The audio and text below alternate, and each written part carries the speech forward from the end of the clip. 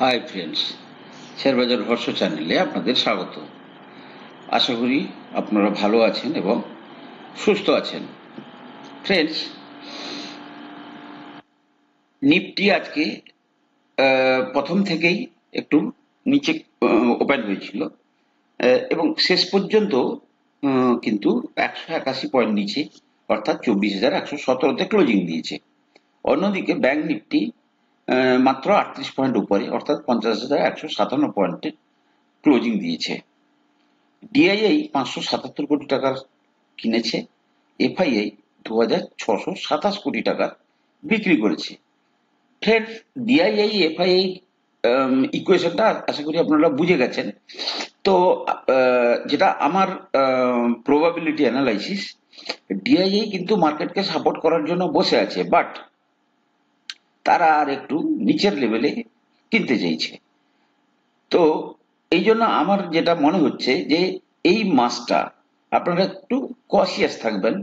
কোনো না কোনো রিজিনে মার্কেট কিন্তু আমাদের যে এক্সপেক্টেড কারেকশন, সেটা এই মাসে কিন্তু একটা দেওয়ার সম্ভাবনা প্রবল বলে আমার মনে হচ্ছে। এখনো পর্যন্ত মানে চার্টে তেমন ভাবে কোনো কিছু বোঝা যায়নি, কিন্তু সাধারণত যখন কারেকশন দেয় তখন একটা মাস পুরোটাই কারেকশন দিলেও দিতে পারে, কারণ কি দীর্ঘদিন ধরে মার্কেট উপরে গেছে। অন্যদিকে যারা মার্কেটের বড় প্লেয়ার, তারা কিন্তু আজকে মার্কেটকে এত উপরে নিয়ে চলে এসেছে এবং এখানে এসে তারা কিন্তু যে সমস্ত ফাইন্যান্সিয়াল ইনস্টিটিউশন আছে তাদের উপর প্রেসার ক্রিয়েট করছে। মিনস ধরুন আজকে মার্কেট অন টপ, বলা হচ্ছে ইউএসএ রিসেশন আসবে, অর্থাৎ রেট কাট করো। অর্থাৎ তারা চাইছে যে রেট কাটটা হোক, তাহলে তারা মার্কেটটাকে আর একটু ভালো করে মানে ডিস্ট্রিবিউশন করতে পারবে তাদের মালগুলোকে। একইভাবে ইন্ডিয়াতেও সবাই বলছে রেট কাট করো। আচ্ছা, আজকে আরবিআই এমপিসি, মানে এমপিসি হচ্ছে মনিটারি কমিটির মিটিং, ঠিক আছে? তার মিটিংয়ে কি হলো? ফার্স্ট অফ অল হচ্ছে রিপো এবং রিভার্স রিপো, যেটা কিন্তু আনচেঞ্জ রেখেছে।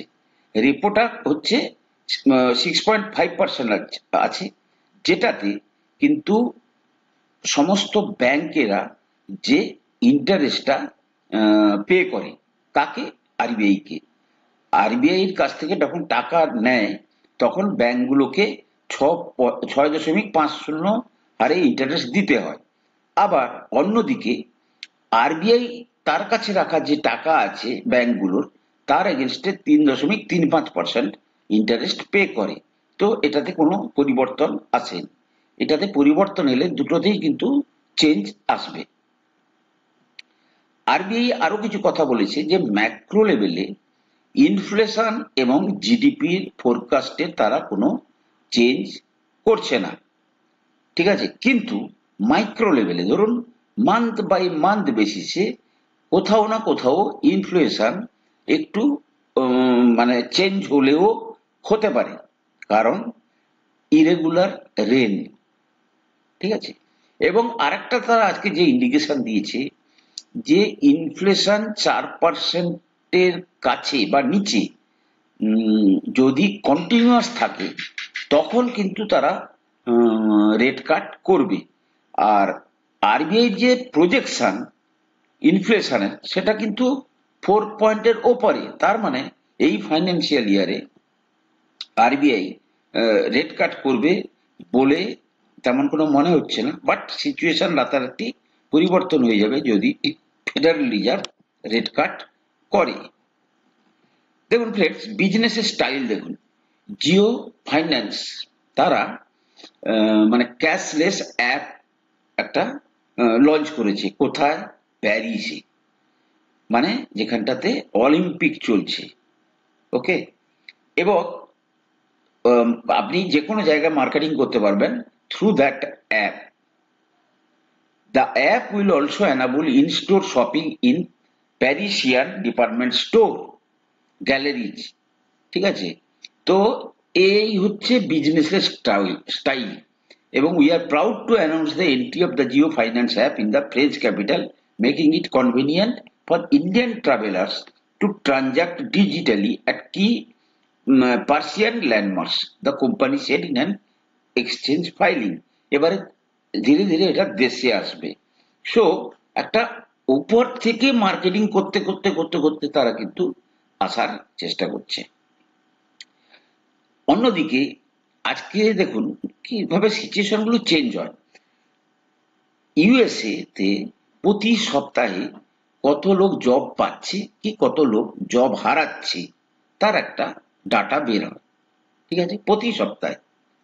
গত সপ্তাহে যেটা আশা করা হয়েছিল কত লোক জব হারাতে পারে সেটা প্রায় 236,000, মানে 236K, মানে 2,36,000 লোক জব হারাতে পারে। সে জায়গায় ডেটা যেটা এসেছিল সেটা কত 2,49,000 লোক জব হারিয়েছিল। সুতরাং বেশি লোকের জব যাচ্ছে মানে ইন্ডাস্ট্রিয়াল স্লোডাউন হচ্ছে, কোম্পানি ছাঁটাই করছে। আজকে যে ডেটা এসছে তা ঠিক উল্টো। এক্সপেক্ট কত করা হয়েছিল 2,41,000 লোক জব হারাবে, এসছে কত 2,33,000। রাতারাতি কি হলো যে রিসেশন ফিয়ার, ইউএসএ রিসেশন আসছে, এই ফিয়ার কিন্তু চলে গেল। So this is the market psychology. আপনাকে বোকা বানানোর জন্য কিন্তু সমস্ত বড় বড় প্লেয়াররা বসে আছে, যেটার ব্যাপারে কিন্তু আপনাদেরকে অত্যন্ত মানে কি বিজনেসের এই শেয়ার বাজারের বিজনেসের সাইকোলজিটা কিন্তু একটু অন্যভাবে আপনাদেরকে স্টাডি করতে হবে। যেটা নর্মাল মাইন্ড দিয়ে যেটা আপনারা করতে চাইছেন সেটাতে কিন্তু মানে আপনাদের অসুবিধা হলেও হতে পারে। ওই জন্য একটু থাকতে থাকতে মার্কেটে আপনারা কিন্তু মার্কেটটাকে বুঝে যাবেন। ফ্রেন্ডস দেখুন, মার্কেট যখন নিচে আসছে, ধরুন মার্কেট 25,100 কাছাকাছি থেকে আজকে 24,000-এর নিচে একবার চলে গেছিল, দিয়ে ধরুন এখন 24,100-র কাছাকাছি আছে। কিন্তু কিছু কিছু শেয়ার আছে যারা কিন্তু এই কারেকশনেও মানে মানে মার্কেট যখন উইক হচ্ছে তখন কিন্তু তারা উইক হচ্ছে না। মিনস তাদের যে বিজনেসের যে ভবিষ্যৎ সেটা কিন্তু অত্যন্ত শক্তিশালী, যেটা কিন্তু আপনাকে বুঝতে হবে। ধরুন মার্কেট নিচে আসছে কিন্তু শেয়ার নিচে আসছে না। যেমন ধরুন আমি যে সেক্টরটার কথা বলছি সেটা হচ্ছে কি রিসাইক্লিং সেক্টর। প্রথমত হচ্ছে ইকো রিসাইক্লিং, এই কোম্পানিটা নিয়ে আমি আপনাদের সামনে চর্চা করেছি। এবারে এই কোম্পানিটা হচ্ছে বেসিক্যালি ইলেকট্রনিক্স গ্যাজেট, ঠিক আছে, যেগুলোকে রিসাইকেল করে। অর্থাৎ আপনার বিভিন্ন রকমের মাদার বোর্ড, মোবাইল থেকে শুরু করে এই ধরনের টিভি, ফ্রিজ, এইগুলোকে রিসাইকেল করে এবং সেখান থেকে কি কি প্রোডাক্ট কোন কোন পারপাসে ইউজ হয়, রিইউজ হয়, বা কোনটাকে একদম পুরো গলিয়ে আবার নতুন করে করা হয়, সেটার ব্যাপারে আমি আপনাদের সামনে ডিটেলস আলোচনা করেছি। কিন্তু ধরুন আজকে মার্কেট যখন নিচে আসছে তখন কিন্তু এই শেয়ারগুলো হাই ভ্যালুয়েশন আছে, নো ডাউট। যদি আপনি চার্ট দেখেন, উইকলি চার্ট দেখুন, তাতে কিন্তু এদের হাই ভ্যালুয়েশন দেখা যাচ্ছে। কিন্তু শেয়ারগুলো কিন্তু যেহেতু ওদের নাম্বার অফ শেয়ার মার্কেট খুব কম, কেউ বিক্রি করতে চাইছে না, যে কিনছে তাকে কিন্তু হাই প্রাইসে কিনতে হচ্ছে। বাট এই কোম্পানির ভবিষ্যৎ কিন্তু অত্যন্ত উজ্জ্বল। আজকে এত বড় একটা দেশে যখন এই সেক্টরটা পুরো দমে মানে যখন ইন্ডিয়া একটা ডেভেলপ কান্ট্রি হয়ে যাবে তখন আজ থেকে 5-10 বছর পরে এই সমস্ত কোম্পানি কিন্তু অনেক বড় একটা ধারণ করবে, মানে একটা বড় কোম্পানির রূপ ধারণ করবে। সুতরাং ইকো রিসাইক্লিং এই কোম্পানিটাকে কিন্তু আপনারা মাথায় রাখবেন। ও আমি চার্টটা বোধহয় অন্য কারোর দিকে দেখাচ্ছি, ইকো রিসাইক্লিং এর চার্টটা দেখাই। ওকে, এই হচ্ছে চার্ট, ঠিক আছে। ইকো রিসাইক্লিং দেখুন, নিচে এলে কিনুন বা আপনারা এটাতে মান্থ অন মান্থ বেসিসে একটা এসআইপি করুন for long term point of ভিউতে। এখনো কোম্পানি ছোট আছে, কস্টলি শেয়ার, কিন্তু কিছু কস্টলি শেয়ার আপনাকে উপরের দামেই কিনতে হবে। দ্বিতীয় যে শেয়ারটার কথা বলেছি আমি সেটা হচ্ছে টিন্না রাবার অ্যান্ড ইনফ্রাস্ট্রাকচার। এটাও কি স্যার, কি করে এরা? এরা বেসিক্যালি টায়ার রিসাইক্লিং করে। এবং আপনাদেরকে দেখিয়েছি যে টায়ার রিসাইক্লিং এর যে মার্জিন অনেক বেটার, অনেক কিছু জিনিস সেখান থেকে বেরোয়, যেটা কিন্তু বিভিন্ন ইন্ডাস্ট্রিতে কাজে লাগে। একদিন শুধু এসছিল 1492 পর্যন্ত, বাট সেদিন কিন্তু তারা উপরেও নিয়ে চলে গেছে, অনেক উপর পর্যন্ত নিয়ে চলে গেছে। সুতরাং কাউকে কেনার সুযোগ দেয়নি। সুতরাং এই শেয়ারটার প্রতিও আপনাদের নজর রাখা উচিত। টিনা রাবার অ্যান্ড ইনফ্রাস্ট্রাকচার, এটাও কিন্তু মাত্র ধরুন 3013 কোটি টাকার কোম্পানি। দীর্ঘমেয়াদের কথা ভেবে এই সমস্ত কোম্পানিতে কিন্তু আপনারা স্টেপ বাই স্টেপ কিন্তু এসআইপি করতে পারেন। দেখুন, আপনি যদি ভাবেন ভালো কোম্পানি নিচে আসবে আমি কিনবো, তাহলে ভুলে যান। বর্তমান বাজারে যেভাবে পয়সা আছে, তাতে একটু আপনাকে হায়ার ভ্যালুয়েশনেই মনে হচ্ছে কিনতে হবে, যেভাবে সিচুয়েশন দেখা যাচ্ছে।